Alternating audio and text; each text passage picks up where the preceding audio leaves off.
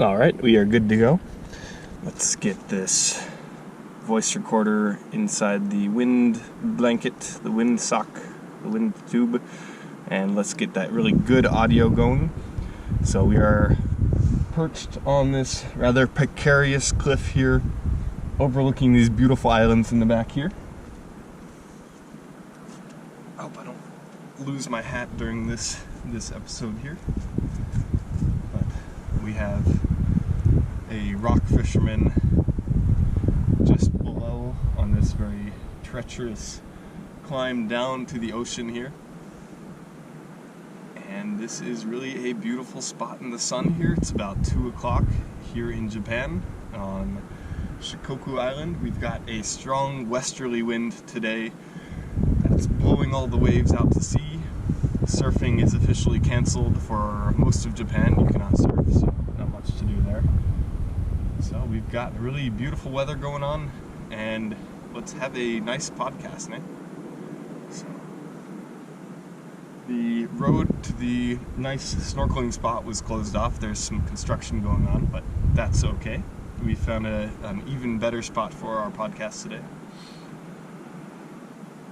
Today's topic, let's talk ocean. It's rather fitting, right, for an ocean show today. So the ocean, something I grew up unfamiliar with, being from Indiana in the central part of America, the Midwest. Indiana State, Indiana Shu in Japanese. There is a very big lake, Lake Michigan, the Mizumi, I forget what they call it in Japanese, but the very big Great Lake of Lake Michigan has an enormous coastline in Indiana, but unfortunately I have never visited nor have I swam in Lake Michigan before, so I'm unfamiliar with large bodies of water, except for my time spent in Australia and Spain and Costa Rica, a little bit in Nicaragua, and on the east coast of the U.S. as well. Very little on the west coast of the U.S. It's very cold over there. This water goes from maybe 60 Fahrenheit up to almost 80 Fahrenheit. So I think about 16 at the minimum, 16 Celsius to 28 centigrade, 28 centigrade Celsius, about there. So really wide range of temperature. The ocean currents that come from the tropical areas of the world flow right past Shikoku Island here in much of Japan. So way back there we've got this ocean current will start coming in and bringing that really hot tropical water. Really nice swimming weather here coming up after Golden Week is supposedly the time where the water really starts getting warmer. So just a couple weeks now we'll have some beautiful weather. We're getting in that crystal clear water behind us. So, being unfamiliar with the ocean, of course I have a lot to learn. Have learned a lot, but have a lot to learn still about how this massive mass of blue behind me can give life and take life. It's a power to behold. The unpredictability and yet the predictability. The coming of the tides every day, the effect of the sun, the moon, the rotation of the earth on the tides. And it brings life, the plentiful, bountiful amount of fish and life here in the ocean really is awe-inspiring.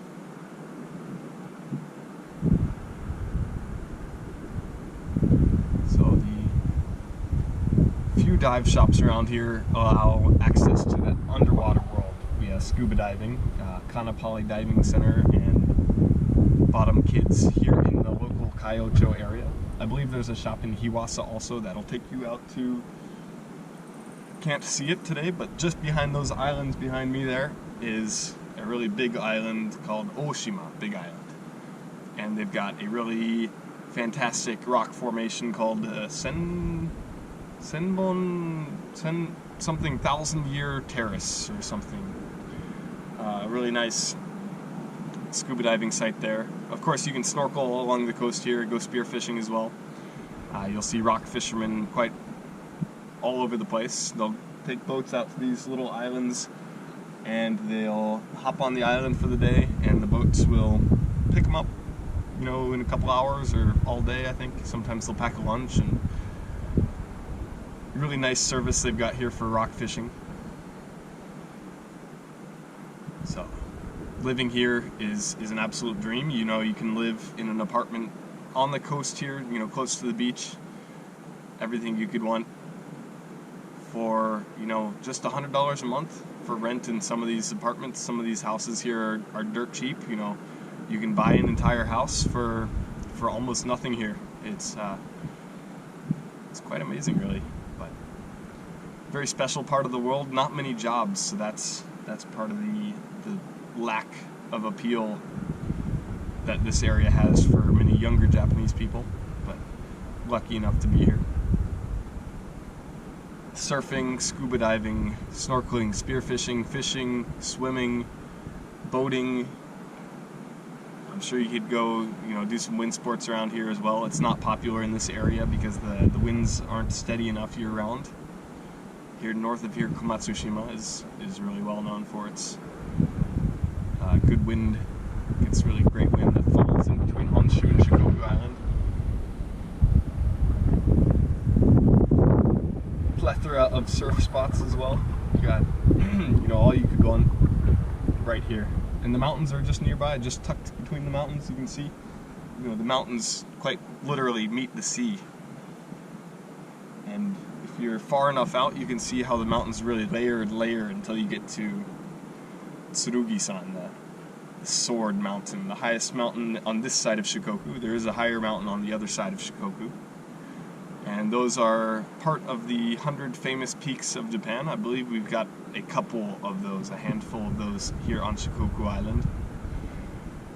And this island is known for monks coming here for thousands of years and doing some sitting and thinking and Zen meditation, some silent reflection. They would find a nice flat spot and sit, and it's peaceful. Let's just listen for a minute.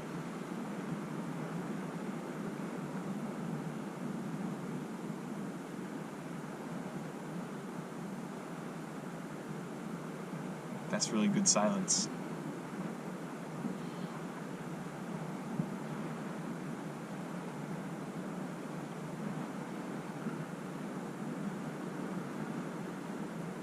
Typhoon season is a really powerful time to be here. You can watch these massive storms come in from the Pacific with such range, such depth, really large, powerful storms. You've got hurricanes on the east coast of the U.S. We call them typhoons over here. Same type of storm originating from the warmer tropical waters deep out in the ocean, and they come in. They bring really great waves a couple days before. That's what the surfers here all covet. And these very local surf spots. So with every good place in the ocean comes somebody that wants to call that place their own, and they can. They have that freedom to call that spot, that wave, that fishing spot their own. And there's plenty of waves. There'll always be another wave. And yet there's always somebody selfish enough to say, that's mine. I own this part of the world, and I will enforce that with my words, sometimes with violence. Surf localism.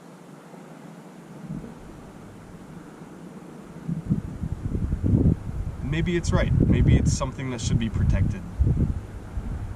No. It's all our responsibilities to protect these beautiful places on Earth, to keep the ocean plentiful, to keep oxygen-rich waters from feeding all of the fish, to ensure that for future generations we'll have biodiversity for years to come.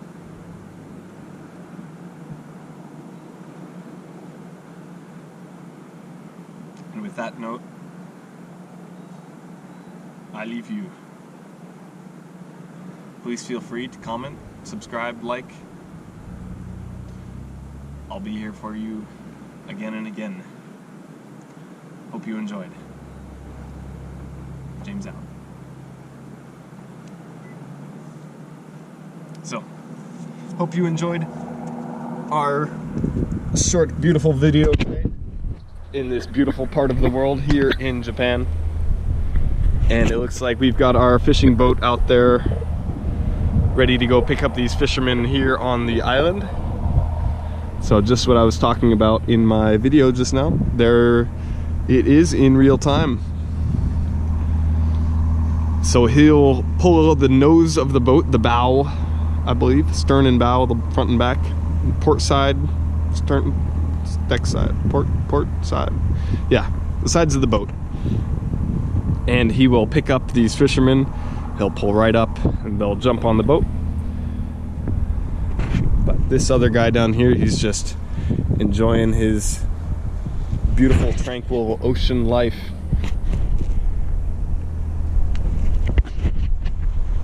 Hope you enjoyed.